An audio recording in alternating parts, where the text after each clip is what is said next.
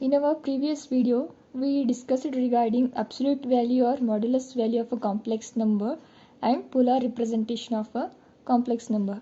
Today we will discuss functions of a complex variable. It is nothing but to each value of a complex variable z, there corresponds to one or more than one value of a complex variable w. Then we say that w is a function of a complex variable z, which is nothing but for each value of a complex number z, they are corresponding to unique number w. Then w is said to be the complex valued function or a functions of a complex variable. It is nothing but w is expressed in the form of w is equal to f of z, which is nothing but w is expressed in the form function of z. Here z is called as the independent variable and w is called as the dependent variable because w is depending on the complex variable z.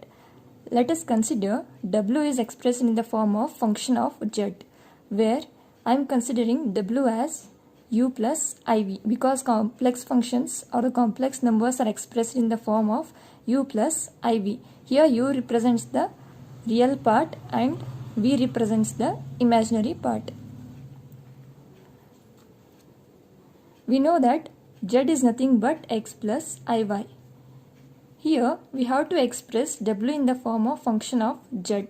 Again w is nothing but u plus iv.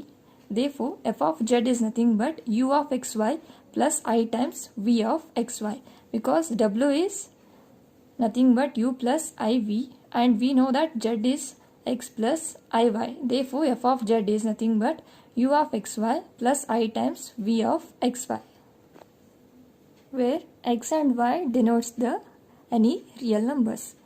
Here w is equal to f of z is nothing but we have to express w in the form of function of z.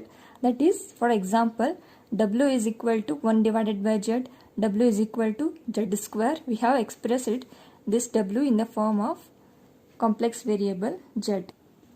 There are some examples on functions of a complex variable. Here we have to separate the real part and the imaginary part of the given function. Here if f of z is equal to z square, where z is x plus iy, then express that given function in the form of u of xy plus I times v of xy. Let us consider the given quantity f of z is equal to z square and we know that z is equal to x plus iy. We have to substitute this value in the above equation. F of z is equal to x plus iy, its square. It is of the form a plus b whole square, which is nothing but a square plus b square plus 2 times of ab. Here x plus iy its square value is x square plus I square y square plus 2 times of I into xy. Here we know that I square value is nothing but minus 1 because I value is square root of minus 1. Transferring that square root to left hand side, we will get I square value as minus 1. Substituting this value in the above equation, we will get x square minus y square plus 2 times of I into xy. Here x square minus y square represents the real part of the function and I times 2 into xy. Here 2 times of xy represents the imaginary part of the function. Thus now we have expressed this given function, that is f of z is equal to z square, in the form of u of xy plus I times v of xy. Here u is nothing but x square minus y square and v is 2 times of xy. Second example, f of z is equal to z bar its square.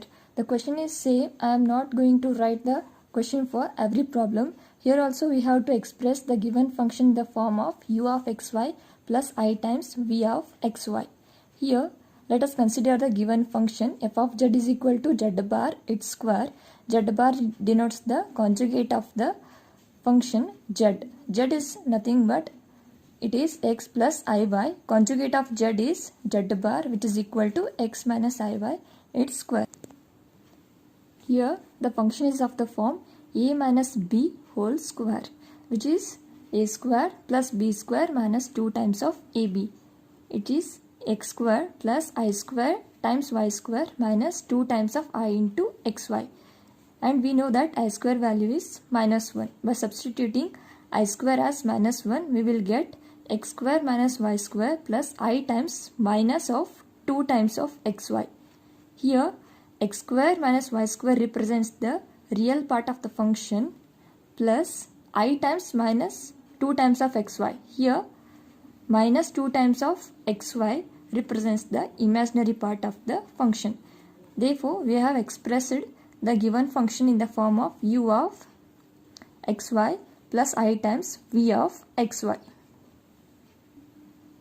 Next example, f of z is equal to 1 divided by z, and we know that z value is x plus iy. Therefore, consider f of z as 1 divided by x plus iy. Multiplying by its conjugates x plus iy, its conjugate is x minus iy. Multiplying and dividing by its conjugate, again cancelling these two terms, we will get back the previous equation. Therefore, 1 divided by x plus iy into x minus iy divided by x minus iy.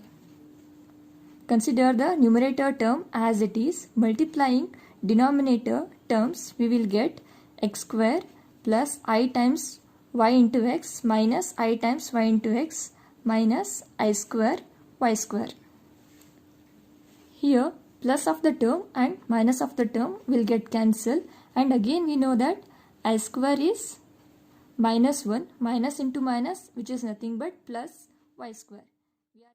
We are getting in the numerator x minus iy and in the denominator x square plus y square. Separating the real and imaginary parts, we will get x divided by x square plus y square plus I times minus of y divided by x square plus y square. This is nothing but u of xy plus I times v of xy. Here u is x divided by x square plus y square and v represents minus y divided by x square plus y square. Fourth example, f of z is equal to e to the power of z. It is of the form exponential function. Consider f of z is equal to e to the power of x plus iy, and we know that by the law of indices, e to the power m plus n is nothing but e to the power m into e to the power n. Therefore, in the next line, we are getting e to the power x into e to the power iy, and the Euler's formula, we know that e to the power I theta is nothing but cos theta plus I times sin theta. Here, instead of theta, y is there, therefore, which is nothing but cos y plus I times sin y. Here, e to the power of x as it is. Therefore, multiplying e to the power of x inside the bracket, we are getting e to the power of x into cos y plus I times e to the power of x into sin y. Thus, we have expressed the given function in the form of u of xy plus I times v of xy. Here, u is e to the power of x into cos y, and the imaginary part v is e to the power of x into sin y. Fifth problem, f of z is equal to e to the power imaginary unit into complex variable z. Let us consider f of z is equal to e to the power I into x plus iy. Multiply I inside the bracket, we will get e to the power I into x, I into I, which is I square times y. But we know that I square is minus 1, therefore it is minus y. We have to apply again here law of indices, which is nothing but e to the power ix into e to the power minus y. We know that by the Euler's formula, e to the power ix is cos x plus I times sin x into e to the power minus y as it is. Multiply e to the power minus y inside the bracket, we will get e to the power minus y into cos x plus I times e to the power minus y into sin x. Thus, we have expressed the given function in the form real part as well as the imaginary part. Here, real part is e to the power minus y cos x and the imaginary part is e to the power minus y sin x.